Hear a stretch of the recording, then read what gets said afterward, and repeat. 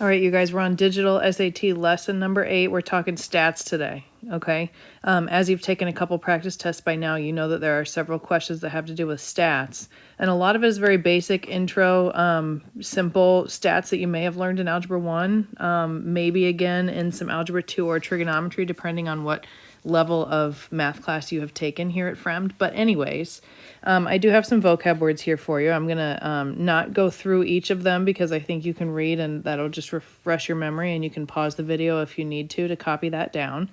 But that's just, mean, median, mode in case you forgot or in case you're unfamiliar.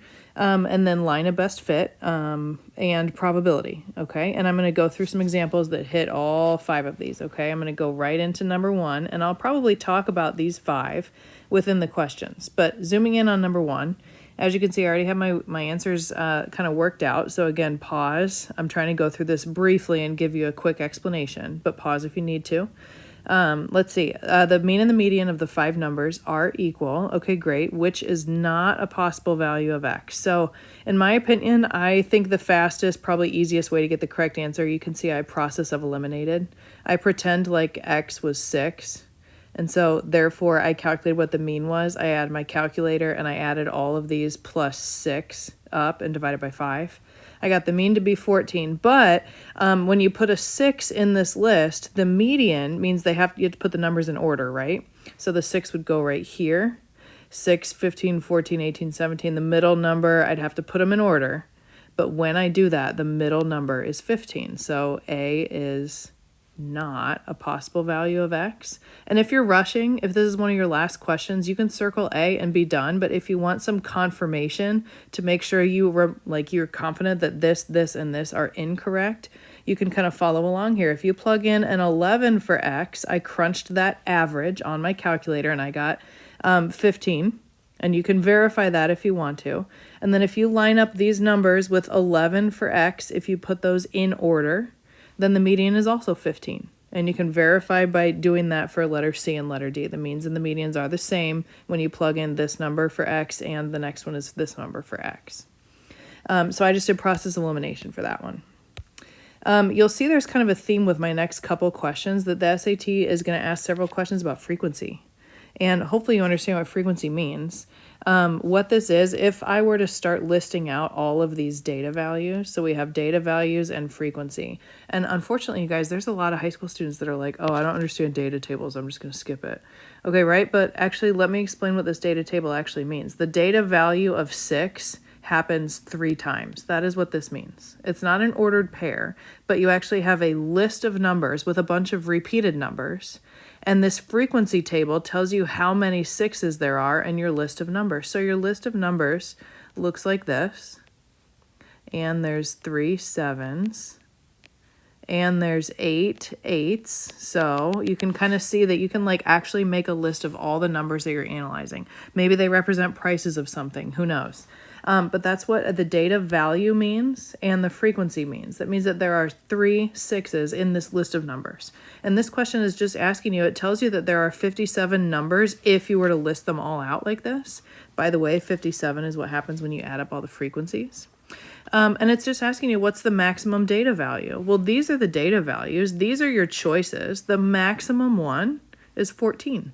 But we get so confused when we see data organized into a table like this as opposed to a ginormous list of numbers. But that is what number 2 is asking about. And number 3 is a very similar question. It's a little bit harder because it asks about, as you can see, mean, median, and mode. But what I did is I took the time, because I kind of skipped this one. I starred it. I knew it was going to take me several minutes, so I flagged it and I moved on. But I actually listed out 6 different 18s, because that is what this means. I listed out 5 19s. They're here. I listed out 4 20s. They're here. I'm doing this at the very end of the test. I skipped this when I flagged it. I came back to it. But this is my entire list of numbers. So now what I can do is I can actually figure out what the mean is. Okay, do I have to do 18 plus 18 plus 18 plus 18? Not really. You can do 18 times 6. And then you can do 19 times 5 instead of adding all of these numbers up. And yes, there are 20 of them because I added up the frequency of all the frequencies add up to 20. And when I crunched that number, you can see right here, I got 20. And so I needed to figure out what the 20 was. How do you figure out what the median is? Well, I have all these numbers listed in order, right? And if there's 20 of them, that means that the 10th position and the 11th position are the two numbers that are in the middle.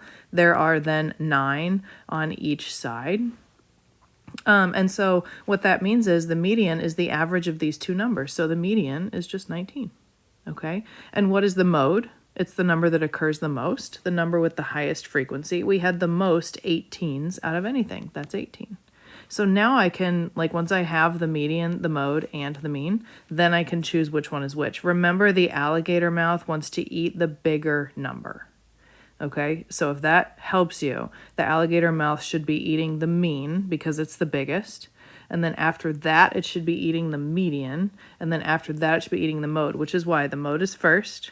And then it wants to eat the median, and then it wants to eat the mean. So make sure you're okay with those inequality symbols, and make sure you chat with one of your teachers if you need some clarification on that, okay?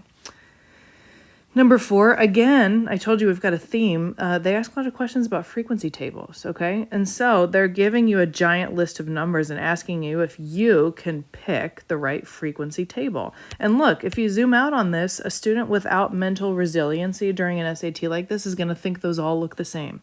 You got to be able to look closely and choose the right one. So I made my own, right? There's 4 4s, okay? So the frequency of 4 is 4. There are 3 8s, so the next data value is 8, and they happen 3 times.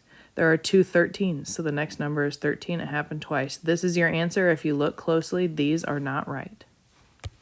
Number 5, now we're talking line of best fit.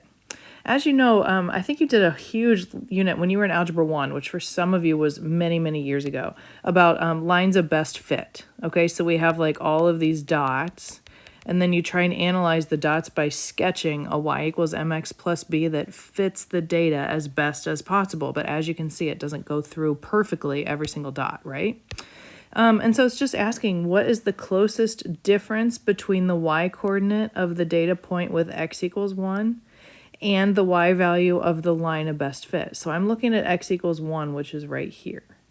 Okay, and I actually drew on this, so I want to go to my other copy here, which is blank. But you can see when you look at x equals 1, you can see that this dot right here, I lost my pointer, sorry. Look at the dot at 1, 12. It is almost exactly 1 unit above the line. And so that's what I'm trying to make sure that we can see here, is that there's a dot right here. Okay, and it's asking me what's the distance between the dot and the line. That's 1 unit for the value x equals 1, which is why I'm only looking right here and nowhere else on the graph.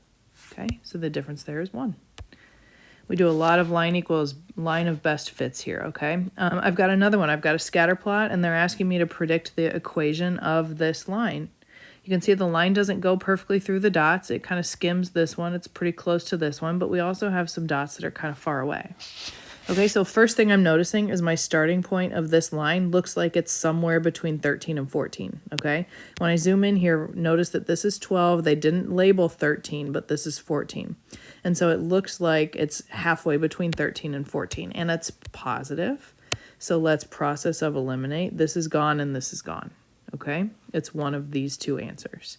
A lot of times, you guys, you can eliminate 2 answer choices very easily. So if you're guessing completely, then hopefully you can get it down to at least a 50-50. Now let's talk about slope. Do you recognize this is going down? When you look at this thing from left to right, this line is going down. Therefore, we have a negative slope. So we can eliminate the positive slope answer choices, and therefore we've got B. Okay? This one's a little bit harder because you had to actually calculate the slope, but it's very similar. We still have a scatter plot, and we still have this this line of best fit right here. And the best way to guess what the slope is to try and find 2 points that the line goes through very clearly. Like try and find 2 like pretty easy points to like plot on the line. And then that means I'm going down 4 and I'm going over 5. And remember that slope is rise over run, so you put like the up and down number on top and you put the left and right number on the bottom. So make sure that you got that order correct, but it looks like we're going down 4 over 5, down 4 over 5, and it continues like that. And when you type that in the calculator, it's negative 0.8. Okay. I also knew right away that this was negative. See how I made a note to myself here? That means I know this is not the right answer. This is not the right answer. Okay. A lot of times you can eliminate 2 answer choices right away, but then you have to kind of think pretty hard about the difference between the other 2 remaining. Number 8, we've got temperature of a cup of coffee. And so like we have a really hot temperature, and then as you know, coffee eventually cools off, right? It's super hot when you pour it, but then that's why we have a decreasing trend here, is because the coffee eventually goes to like room temperature, okay, if it sits for a while. And I'm just kind of scanning. This is the story about the coffee. They're measuring in Fahrenheit. They pour the cup of coffee. They're measuring at 10-minute intervals, whatever. It doesn't matter. Skip all the way down to the question, and it says, when does the temperature of the coffee decrease the greatest?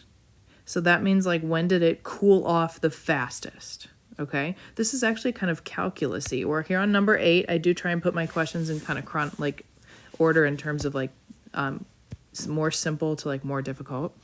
And so I know a few of you might be in calculus, might be able to like pretty quickly be able to see some, calculus references here, but we're looking at our graph and I started kind of connecting them. I know yours doesn't have these lines drawn on them, but I started connecting them.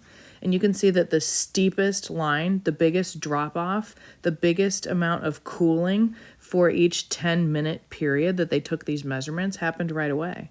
It's in the first 10 minutes between 0 and 10 is when it is the steepest. The temperature goes down the fastest. You can see that it's not decreasing very quickly here and here and here. That's not very steep.